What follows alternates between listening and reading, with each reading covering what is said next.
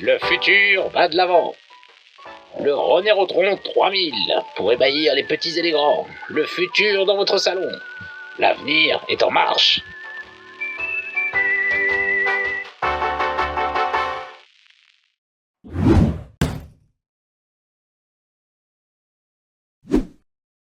Hello hello. Alors comme promis, ce mois-ci nous retournons aux origines du Magmaverse, cette fois partie 3 pour parler un petit peu des connexions qui existent entre les différents épisodes. Donc comme je vous l'ai annoncé la dernière fois, je vais surtout tâcher de me souvenir de celle-ci parce qu'en fait il y en a désormais beaucoup. Ça va bientôt faire 2 ans que je réalise des fictions audio, la première ayant été les fantômes du métaverse. Et avant les fantômes du métaverse, il y a eu quelques autres histoires qui ont été écrites au format texte et qui ont été ensuite transformées en fiction audio. Donc finalement, ces connexions, en réalité, elles ont commencé il y a plusieurs années de ça. Si bien qu'aujourd'hui, je pense que moi-même, je ne serais pas forcément en situation de toutes les lister.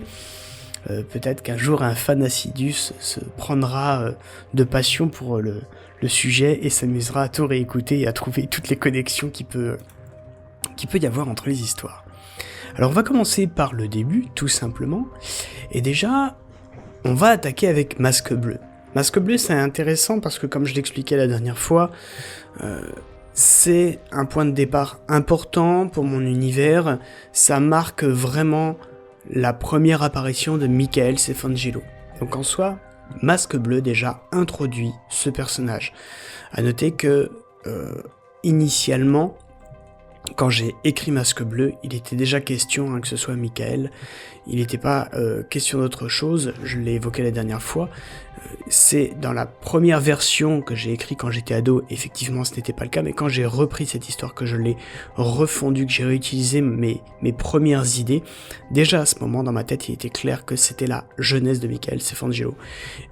Les personnages qui apparaissent dedans, j'ai pas prévu de les faire réapparaître, mais j'ai pas non plus exclu de le faire. Il est possible qu'à un moment donné, Albert ou l'autre reviennent sur le devant de la scène. Ça pourrait être un petit peu amusant pour le clin d'œil, pour on va dire les fans de la première heure, qui justement auraient pris le temps d'écouter aussi les plus vieilles histoires.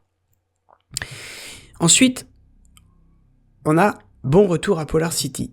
Alors là, on est toujours avec Michael, et puis alors pour l'anecdote, en fait, cette histoire, elle est née d'une erreur. C'est-à-dire qu'un jour, il y a eu un challenge d'écriture sur un Discord sur lequel j'étais inscrit. Et ce challenge, en fait, la façon dont il était rédigé, c'était totalement storytellé.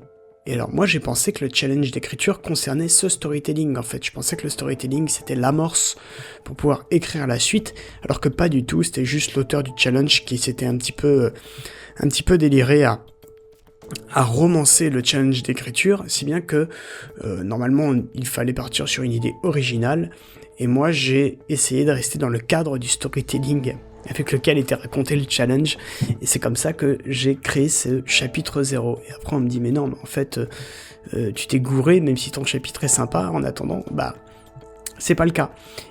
Et du coup j'étais bien embêté parce que finalement j'avais imaginé un chapitre 0, et au départ, j'avais pas prévu non plus que mes histoires se développent, puisque du coup, à cette époque, je ne faisais pas encore de fiction audio quand j'ai écrit Polar City. Si bien que j'ai pas prévu que mon lore se développe autant, et donc il a fallu apporter quelques petits ajustements au moment où je l'ai transformé en fiction audio, pour quand même faire correspondre cette histoire à cet univers qui commençait à se mettre déjà un petit peu en place. Puisque je vous rappelle qu'à ce moment, les fantômes du métavers, c'était la première version, en tout cas, était sortie quelques mois plus tôt. Concernant Bulle Temporelle, à la fin, il se passe quelque chose, donc je vais pas trop en dire si vous l'avez pas vu, il se passe quelque chose qui fait qu'on découvre un personnage, et il faut savoir que ce personnage est le narrateur de plusieurs de mes histoires. Pas de toutes, mais d'un grand nombre de mes histoires. Et ça, vous allez le reconnaître à la façon dont certains mots, dont certaines phrases sont formulées, ou au ton que je vais prendre. Et ça, ce sont vraiment les 2 seuls indices qui vous permettent de confirmer ou d'infirmer qu'une histoire est racontée ou non par ce narrateur. Pourquoi ? Pourquoi ce narrateur en particulier, et non pas un simple narrateur externe comme dans toute histoire, mais un narrateur externe qui soit le personnage finalement que l'on découvre à la fin de Bulle Temporelle ? Eh bien, ça, je le révélerai peut-être un jour, j'en ai déjà vaguement parlé dans certains commentaires audio qui arrivent à la fin de Bulle Temporelle et puis des vidéos suivantes. Maintenant, je m'étalerai pas dessus parce que je veux garder un certain mystère autour de ça, et si un jour j'explore cette histoire, ce serait dommage d'en avoir trop dit aujourd'hui, puisque derrière, ça pourrait donner lieu à une histoire. Maintenant, ce n'est certainement pas ma priorité, mais je laisse donc ces connexions se créer et nourrir ce potentiel scénario. Vient une fiction audio qui est centrale dans mon univers, centrale puisque du coup c'est ma première fiction audio, Les Fantômes du Métaverse. Après avoir fait une première version de cette histoire, après avoir fait quelques fictions audio de bien meilleure qualité que la première, j'ai donc fait un remake des Fantômes du Métaverse. J'ai trouvé pour l'occasion de nouvelles voix, j'ai fait quelques ajustements dans l'écriture, dont un qui n'a pas d'importance en soi dans le sens de l'histoire, mais qui est notable, c'est que au lieu que ça soit une petite fille à la fin, c'est un petit garçon, l'objectif étant de pouvoir obtenir la voix de mon fils qui voulait aussi participer à mes histoires. Et il y a voilà ici et là des micros ajustements, mais qui ne changent en rien le lore, l'histoire et le sens des mots des Fantômes du Métaverse. Et donc dedans on va retrouver beaucoup de personnages. On va retrouver Galliard, que vous venez de croiser dans l'épisode 3 de Magma Bleu. On va retrouver Jacques Morel. Jacques Morel qu'on retrouve dans Un jour si spécial. On va également rencontrer Hugues de la Ronde, que vous aurez l'occasion de découvrir un peu plus en détail dans Magma Bleu. Donc vous aurez l'occasion de croiser ce personnage dans un épisode de Magma Bleu, ou en tout cas de l'apercevoir de loin. Vous en avez déjà entendu parler dans le deuxième épisode de Magma Bleu. On retrouve également Judy Epst, également présente dans l'épisode 3 de Magma Bleu. Ça sera un antagoniste discret mais récurrent, puisque du coup on sera amené à la recroiser dans les prochains témoignages de cette histoire. Ce qui d'ailleurs fait qu'on pourra à un moment donné suspecter celle-ci de ne pas être innocente concernant la série de morts autour de laquelle la série gravite et sur lesquelles Michael Cefangelo enquête. Toutefois, la réalité est bien plus complexe que ça. Donc il faudra surtout pas se fier aux premières impressions. Pour autant, ça ne veut pas dire qu'elle est totalement exempte de quoi que ce soit, mais je n'en dis pas plus. Donc déjà, vous voyez que rien que là, sur les Fantômes du Métaverse, vous avez plusieurs personnages qu'on va recroiser. Il faut savoir que Jacques Morel est le père du soldat Morel qu'on retrouve dans le labyrinthe de Satan. Donc le soldat Morel, voilà, est lié au personnage de Jacques Morel. Ensuite, justement, puisque on est sur le labyrinthe de Satan, il faut savoir que la nièce de Ramirez, qui l'adopte justement et qui meurt, eh bien, cette jeune fille n'est ni plus ni moins que la petite fille de la mamie dans la dernière course du Taxi 101. C'est donc d'elle dont il s'agit quand la mamie parle de la perte de sa petite fille. Autre connexion qui existe, c'est justement entre la dernière course du Taxi 101 et l'ennemi intérieur, puisqu'on retrouve le personnage de Gustave une deuxième fois. Et là, concernant le personnage de Gustave, comme je l'ai déjà dit, peut-être qu'il le reviendra une troisième fois. Je sais que des auditeurs y sont très attachés. Maintenant, j'ai jamais prévu de créer des personnages attachants que l'on verrait sur la durée. Mes histoires ont vocation à rester quand même des histoires qui, certes, se passent dans un même univers, mais sont relativement courtes. Et surtout, je ne veux pas créer de figures emblématiques. Même Michael Cefangelo, quand vous suivez les histoires, n'est pas un personnage qui est au cœur de l'action. Ce qui pourrait être amené à changer dans Polar City, si je développe cette histoire. Mais c'est pas un personnage qui est au cœur de l'action. Il n'y a pas réellement de figure emblématique dans mes histoires. Le labyrinthe de Satan, c'est une exception, c'est une histoire qui m'a totalement échappé, dont j'avais plus aucune maîtrise passé l'épisode 2. Donc je le mets vraiment à part. Mais toujours est-il que si je fais revenir Gustave, je suis désolé, ce sera pour le faire clamser. Donc à ceux qui l'aiment beaucoup, faites attention à ce que vous désirez. Voilà. Parce que certains me le réclament régulièrement, donc au bout d'un moment je vais le faire revenir, et malheureusement si vous entendez Gustave revenir, c'est qu'il va peut-être lui arriver une ou deux bricoles. Pour continuer avec le personnage de Michael Sefangelo, je l'ai déjà évoqué d'ailleurs, c'est le petit-fils, enfin l'arrière, X fois arrière petit-fils de François Hercule de Saint-Ange, le protagoniste dans la série Le Roi des Rats. Je l'explique d'ailleurs dans la review spéciale, donc j'ai fait une vidéo spéciale de review pour ma série, mon histoire Le Roi des Rats, et dedans je donne tous ces détails. Donc François Hercule est l'ancêtre de Michael Sefangelo. En fait l'idée était très simple, c'était de reprendre mon personnage de Michael et de le foutre 3-4 siècles plus tôt pour pouvoir le faire vivre dans un contexte un petit peu différent. Et donc, facilité scénaristique, je dis que c'est son ancêtre, ce qui peut expliquer, voilà, une certaine ressemblance quand même entre les deux personnages, si ce n'est que François Hercule est un tout petit peu plus obtus. Voilà, c'est vraiment ce qui les différencie. Autrement, voilà, c'est la même voix, c'est la même attitude, c'est la même aigreur, et en même temps, c'est la même assurance, la même confiance en eux.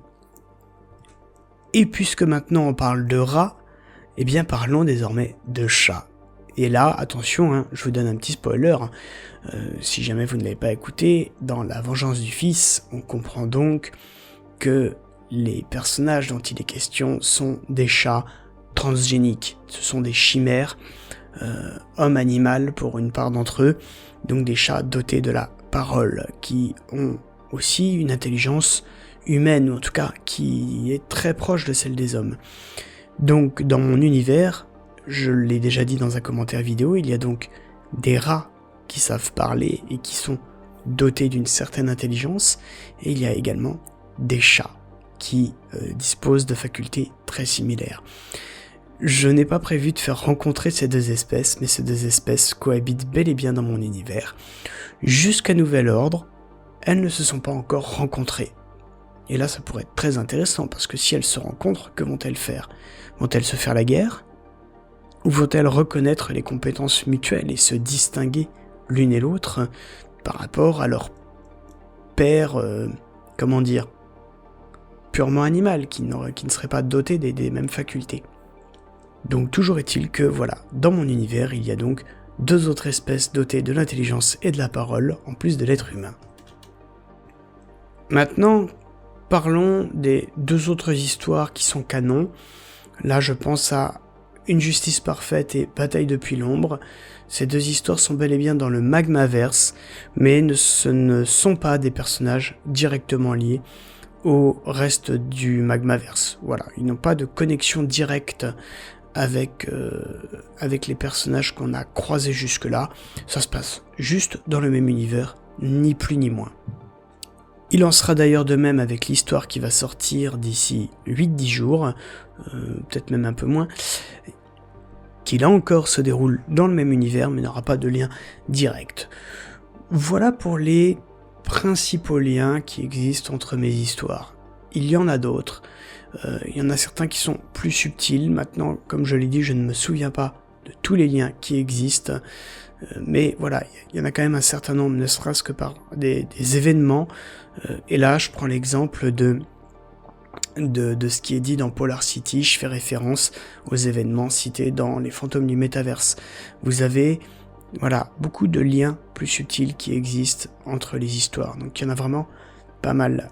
Là, ça commence à ressembler un petit peu à une toile d'araignée dans laquelle moi-même, j'ai un petit peu de mal à m'y retrouver. Et c'est ce qui rend l'histoire, le lore, intéressant. C'est que au bout d'un moment, quand vous avez un lore qui devient très très riche, l'avantage c'est que les connexions et les histoires commencent à presque se créer d'elles-mêmes, parce qu'il se met à y avoir des éléments en place qui donnent déjà ainsi tous les ingrédients pour qu'une autre histoire, à un moment donné, émerge.